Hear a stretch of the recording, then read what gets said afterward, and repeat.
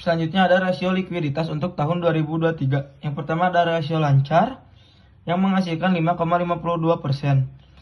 Dari penghitungan tersebut bisa disimpulkan bahwa setiap 100 rupiah hutang lancar dijamin dengan 5,52 aktiva lancar. Semakin tinggi current ratio, semakin besar kemampuan perusahaan untuk melunasi utang-utangnya, maka dapat disimpulkan semakin baik. Kedua ada quick ratio menghasilkan 3,34%.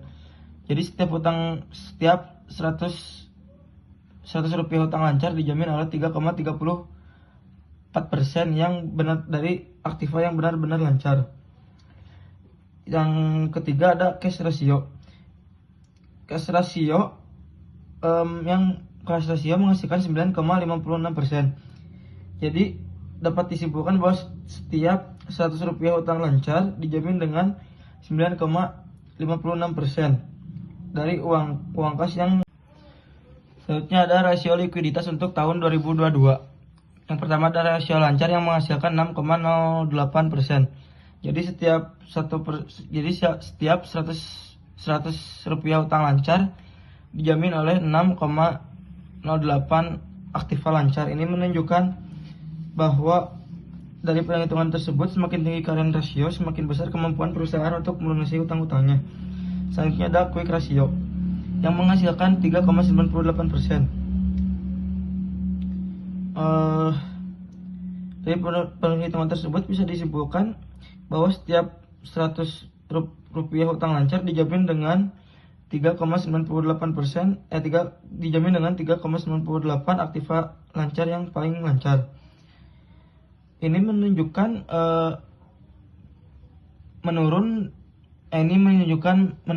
cenderung menurun untuk tahun 2023. Selanjutnya ada current ratio yang menghasilkan 4,04%. Dari penghitungan tersebut bisa disimpulkan bahwa setiap 100 rupiah hutang lancar dijamin oleh 4,04 uang kas yang segera. Selanjutnya ada rasio solvabilitas untuk tahun 2022. Yang pertama ada total debt to total asset yang menghasilkan 78%. Dari perhitungan ini perusahaan 78%-nya dibelanjai dengan hutang. Semakin tinggi debt ratio ini menunjukkan perusahaan semakin berisiko. Yang kedua ada total debt to ekuitas ratio atau DER yang menghasilkan 35,83%. Dari penghitungan ini maka perusahaan mempunyai hutang lebih besar dibanding modal. Selanjutnya ada time interest earning ratio yang menghasilkan 4,29 kali. Artinya dengan time interest earning ratio sebesar 4,29 kali, berarti keuntungan perusahaan hanya bisa menutup beban bunga sebanyak 4,29 kali atau 4,3 kali. Oleh karena itu, kondisi perusahaan kurang baik. Yang terakhir ada long term debt to ekuitas ratio yang menghasilkan 46,70%.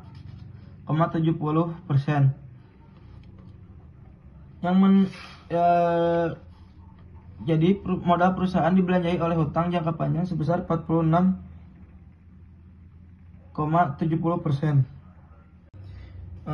Selanjutnya ada rasio solvabilitas untuk tahun 2023. Yang pertama ada total debt to total asset, yaitu menghasilkan 80% aktiva perusahaan yang dibelanjai oleh hutang. Semakin tinggi debt ratio menunjukkan perusahaan semakin beresiko. Yang kedua ada debt to equitas ratio atau DER yang menghasilkan 39,28%. Jadi perusahaan mempunyai hutang lebih besar dibanding modal, maka perusahaan semakin beresiko. Selanjutnya ada time interest earned ratio yang menghasilkan 4,43 kali. Keuntungan perusahaan hanya bisa menutupi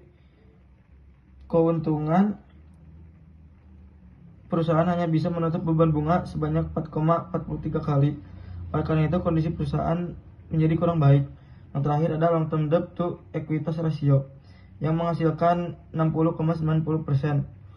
Ya, jadi modal perusahaan yang dibelanjai oleh hutang jangka panjang sebesar 60,90%. Rasio aktivitas pada PT Unilever pada tahun 2022 yang pertama total asset turnover-nya mendapatkan 2,250 dan pada tahun 2023-nya mendapatkan 2,31.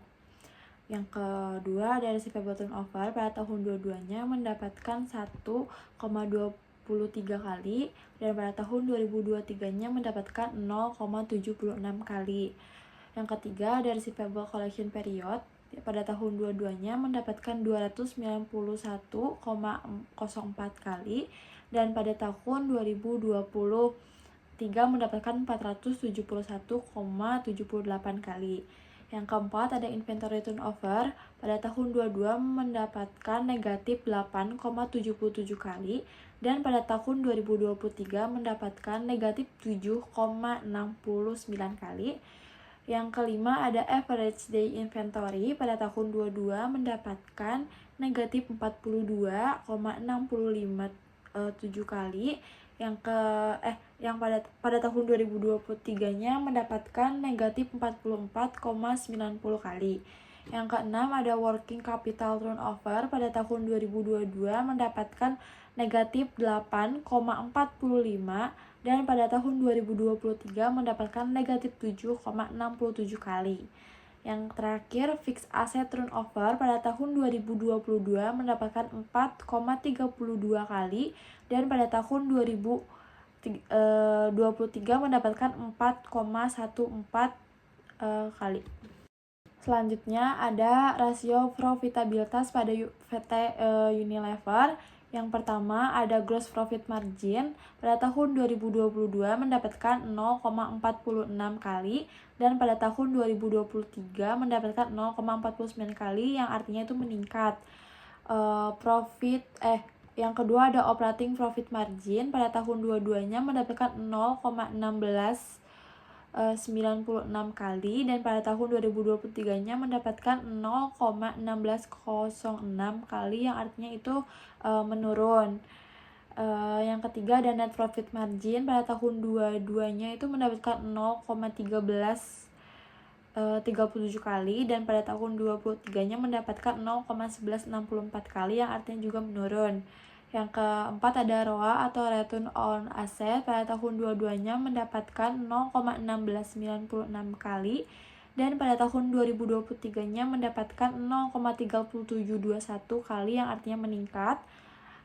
Yang kelima ada return on investment atau ROI pada tahun 2022 mendapatkan 0,3009 kali dan pada tahun 2023-nya mendapatkan 0,2698 kali yang artinya menurun dan pada tahun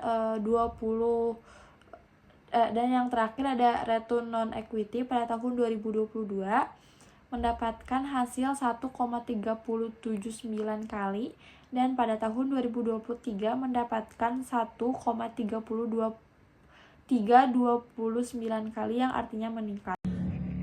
Selanjutnya ada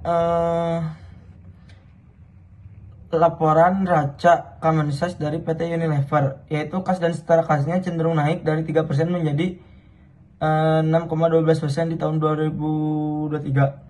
Selanjutnya ada persediaan yang cenderung naik dari 14% menjadi 14,53% di tahun 2023. Selanjutnya ada aset tak berwujud, yaitu cenderung turun dari 22,44% menjadi 2,40% di tahun 2023. Ada aset hak guna dari 3% menjadi 4% di tahun 2023 yang cenderung turun.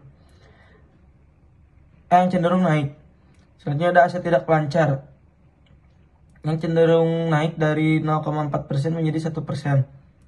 Selanjutnya ada pinjaman bank, yaitu cenderung turun dari 3,3% menjadi 0.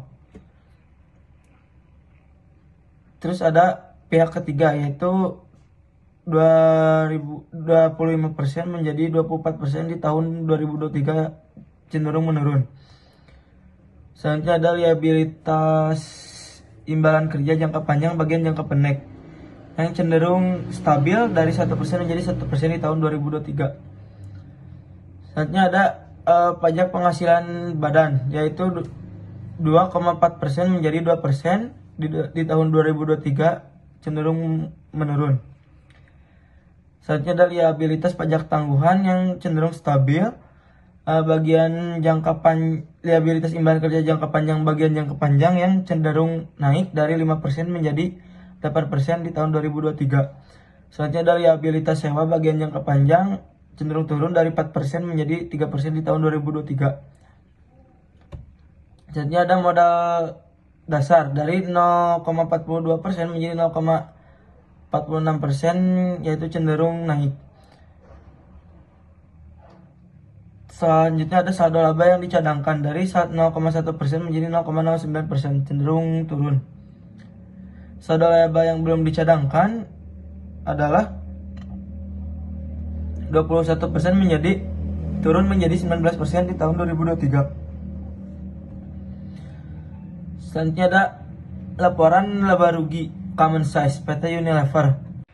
Selanjutnya ada laporan laba rugi common size dari PT Unilever. HPP-nya cenderung turun dari 54% menjadi 50,3% di tahun 2023. Beban pemasaran dan penjualannya cenderung naik dari 21% menjadi